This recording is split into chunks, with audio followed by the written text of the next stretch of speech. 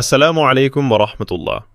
প্রিয় দর্শক, আজ আমরা এসেছি এমন একটি পবিত্র ও ঐতিহ্যবাহী স্থানে যেখানে প্রতি বছর ওরস মোবারককে ঘিরে দূর দূরান্ত থেকে ছুটে আসেন অসংখ্য মানুষ।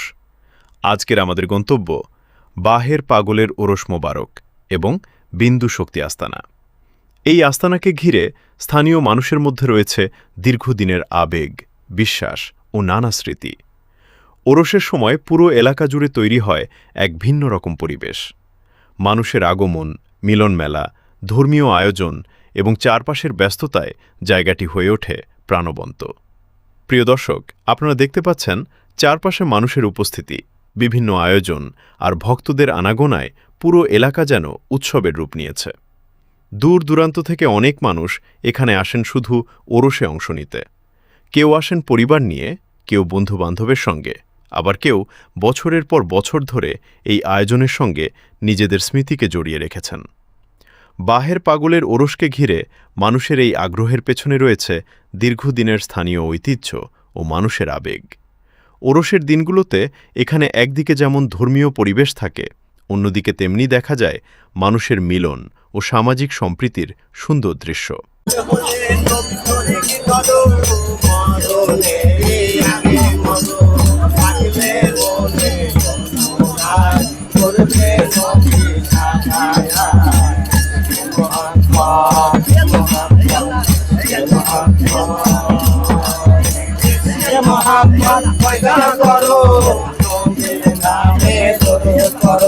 আর এই পুরো আয়োজনের অন্যতম আকর্ষণ হল বিন্দু শক্তি আস্তানা।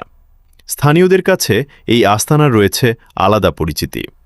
অনেক মানুষ এখানে এসে কিছু সময় অবস্থান করেন, দোয়া করেন এবং নিজেদের অনুভূতি প্রকাশ করেন। তবে প্রিয় দর্শক, আমাদের মনে রাখতে হবে, দোয়া ও এবাদত একমাত্র মহান আল্লাহর কাছেই করতে হয়। কোনো স্থান বা ব্যক্তিকে উপাসনার বিষয় বানানো ইসলামের শিক্ষা নয়। ওরসকে কেন্দ্র করে এখানে বসে বিভিন্ন দোকানপাট ও অস্থায়ী বাজার, খাবারের দোকান থেকে শুরু করে প্রয়োজনীয় নানা জিনিসের দোকান, সব মিলিয়ে পুরো এলাকা হয়ে ওঠে জমজমাট। বিশেষ করে সন্ধ্যার পর যখন চারপাশে আলো জ্বলে ওঠে, তখন পুরো পরিবেশ আরও আকর্ষণীয় হয়ে ওঠে। মানুষের চলাচল, দোকানের আলো এবং বিভিন্ন আয়োজন মিলিয়ে তৈরি হয় এক অন্যরকম দৃশ্য। ভালো আছেন? ভালো আছি। আপনি এখানে খাবারের দায়িত্বে আছেন? হ্যাঁ। আপনি কত বছর ধরে এখানে দায়িত্ব? 10 বছর। 10 বছর ধরে না? তো এখানে কি তবারক হিসাবে কি পাক হয়? এই 3 তারিখ, 4 তারিখ, 5 তারিখে ভাত হয়, ডাউল। আর 6 তারিখ থেকে 13 দিন চলবো খালি খিচুড়ি। খিচুড়ি হয় না? হ্যাঁ, খিচুড়ি মাংস দিয়ে। এখানে যা রান্না হয়ে গেল তো ওনার ভক্তবৃন্দরা এসে দেয়া যায়। মানত করে সেগুলো দেয় না? হ্যাঁ। ঠিক আছে। তো ভাই ভালো আছেন? জি ভাই, আলহামদুলিল্লাহ ভালো। আপনি কি এখানে রান্নার দায়িত্বে আছেন? জি ভাই, আমরা রান্নার দায়িত্বে আছি। ঠিক আছে, আছি ভাইয়ের সাথে দরবারে বাবার। ঠিক আছে। এখানে কয়টা থেকে কয়টা পর্যন্ত চলে? এখানে আপনার 24 ঘন্টাই। 24 ঘন্টায়? জি। কয় ডেক চলে প্রতিদিন? প্রতিদিন আপনার 150, 200, 250, 300 এরকম। এখানে তবারক হিসাবে কি রান্না হয়? তোমার হিসাবে ভাই মুরগি দিয়ে আর খাসি দিয়ে খিচুড়ি হয় না? খিচুড়ি দিয়ে, আবার সাদা ভাত হয়, আবার সাদা পায়েস হয়। বুঝছেন? ঠিক আছে। তো এতক্ষণ 4-5টা ঘুরে দেখালাম। আর এই পাশে দেখুন, এই যে হচ্ছে ড্যাগে হচ্ছে তবারক রান্না হচ্ছে। এখানে হচ্ছে শত শত ড্যাগ আছে, ড্যাগে তারা হচ্ছে খুব সুন্দরভাবে তবারক গুলো রান্না করছে। তো ভাই ভালো আছেন?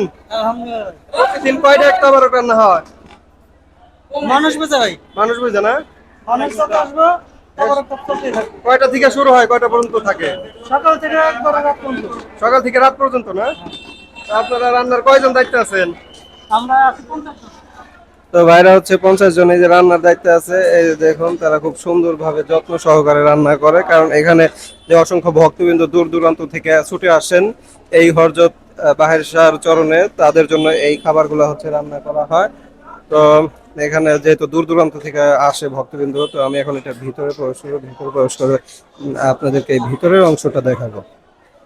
এই যে দেখুন, এইখান থেকে হচ্ছে খাবারগুলো পরিবেশনা করা হয়। এখানে অসংখ্য ড্যাগ ভর্তি খাবার আছে। এখানে হচ্ছে তোবারক আছে, খিচুড়ি আছে, আর এখানে দেখতে পাচ্ছি যে সবজি রান্না করছে। এই দেখুন কি পরিমাণ মানুষ তার চরণে আসছে ভক্তবৃন্দ।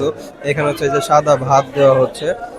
আর এই দেখুন, এখানে হচ্ছে খাবার নেওয়ার জন্য লাইন লেগে গেছে। আপনাদেরকে একটু সামনে থেকে দেখাই।